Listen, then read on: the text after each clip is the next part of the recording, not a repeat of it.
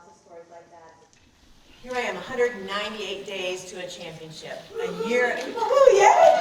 How many of you have been to a Supernova match? Okay, more of you need to go. All right, 198 days to a championship. My first day with Nebraska Pro Volleyball was July 6th of a year ago. And 6 days later, I'm hosting a press conference at the CHI Arena announcing this is where we're going to play. 16,000 seat arena, 192 days now until our first match. We have no team name, we have no proof of concept. Pro volleyball in the United States had never been done to this magnitude. We haven't sold a ticket, and remember, we're playing here. So who does that? Until this last season, if you played volleyball in college, when you graduated, you had two choices. Number one, give it up. Number two, leave your family, your friends, move overseas for 9 months so you have the opportunity to play. That was the only choices that you had until now. I'm a product of Title IX. I was one of those first kids, little girls that got to play in high school. And then that college scholarship came.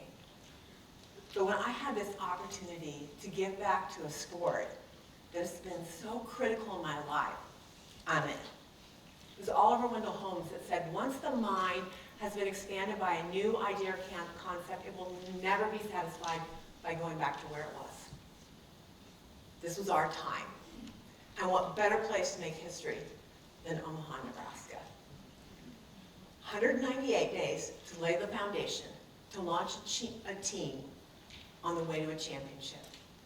Goal number one, we needed to be the best franchise in professional volleyball in the United States, if not the world. So, if we embed a championship philosophy along with an amazing, best of the best support structure around these players, if we get that right, the championships would come.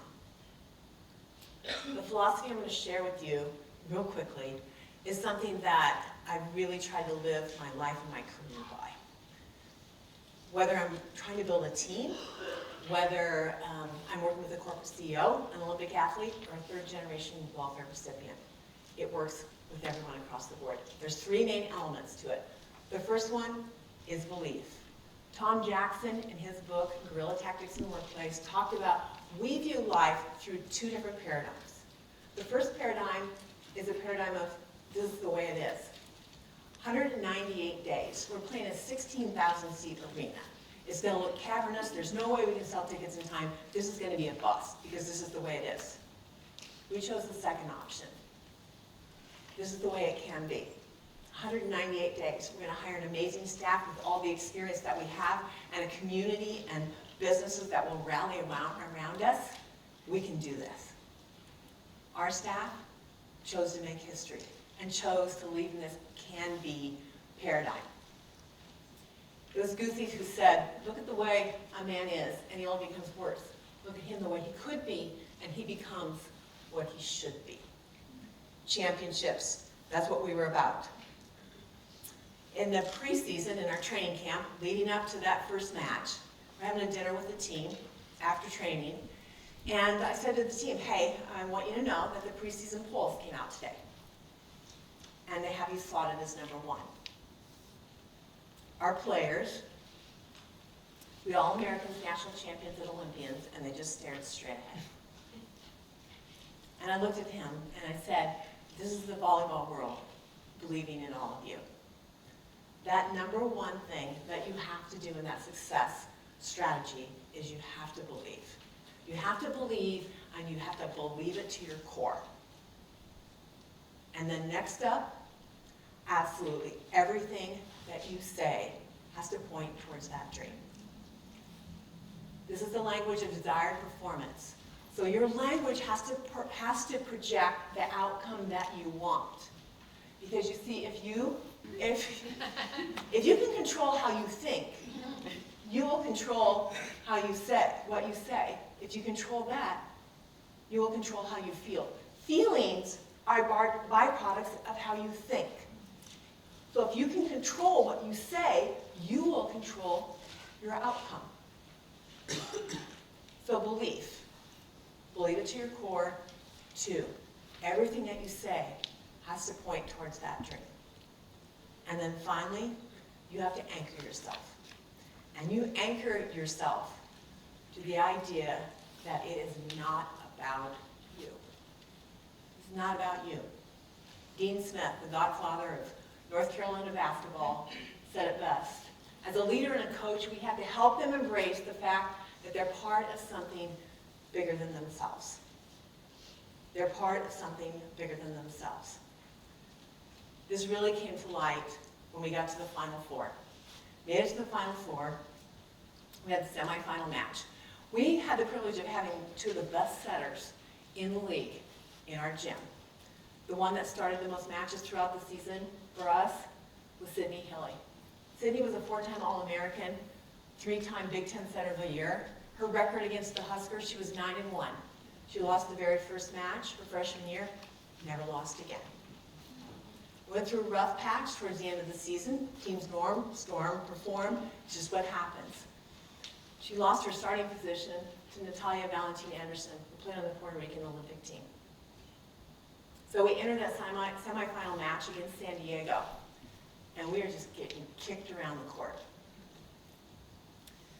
The second set, same thing is happening again. Sydney Hilly's on the bench. Our mindset coach, Dr. Larry Wigman, told, working with all of our players, working with Sydney, she'd never been in this position before. She'd never watched her team play from the bench. Our mindset coach said, Sydney, your time will come. Be prepared. Sydney, your time will come. Be prepared. On that second set, when we're getting kicked off the court, our coach calls Sydney's name, and Sydney comes in. Sydney, the first set she picks is a slide set, one of the hardest sets there is to connect to in all of volleyball.